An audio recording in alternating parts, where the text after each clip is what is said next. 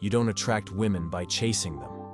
You attract them by understanding what they actually respond to, and it's not your effort. They told you to be a nice guy, to try harder, to prove you care.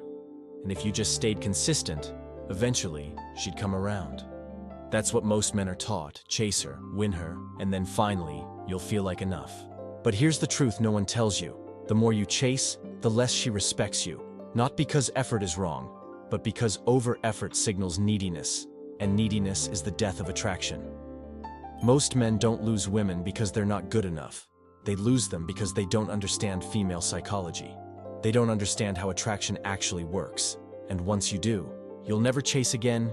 You won't need to. Part number 1. When you finally go silent.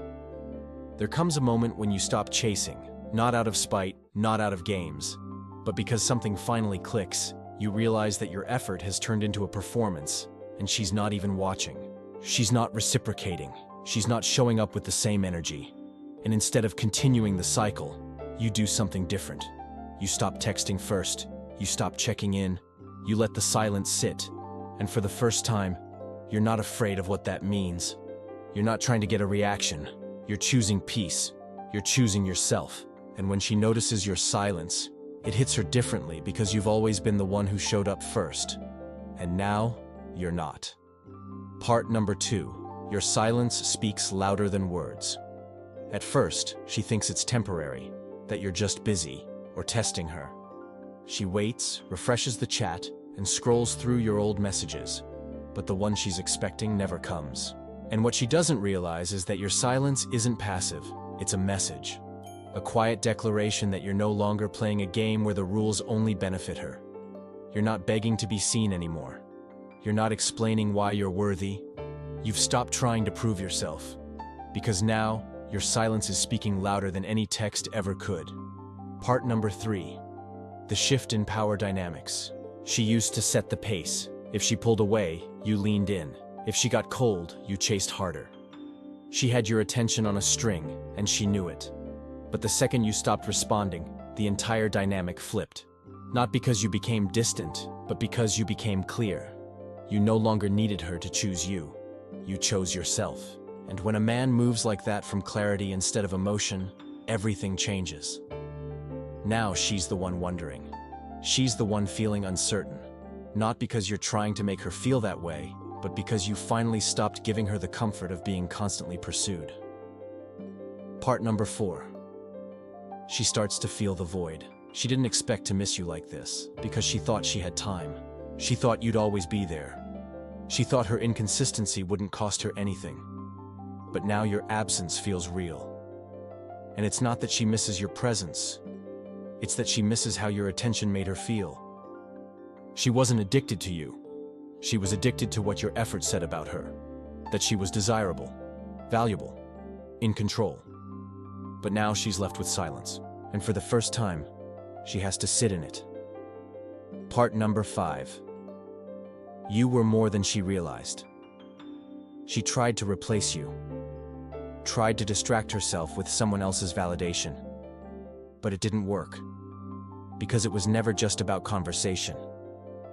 It was about your energy, grounded, consistent, real. You weren't just another guy in her DMs. You were different. And once a woman experiences that difference, everything else feels shallow. She might not admit it, she might pretend she's fine. But deep down she knows you weren't obsessed with her, you were invested. And there's a difference. One is desperate, the other is rare. Part number 6.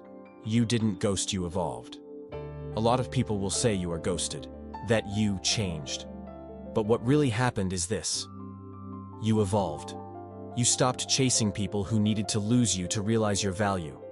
You stopped needing external validation. And that growth? It's quiet. It doesn't make announcements. It just shows up in your actions. You're not bitter. You're just not available in the same way anymore. You've outgrown the conversations that revolve around proving your worth. You no longer argue with mixed signals. You simply stop responding to them. Not out of arrogance, out of clarity. Part number 7. When she comes back, she will reach out again. Eventually, a late-night text. A casual, "Hey, how've you been?"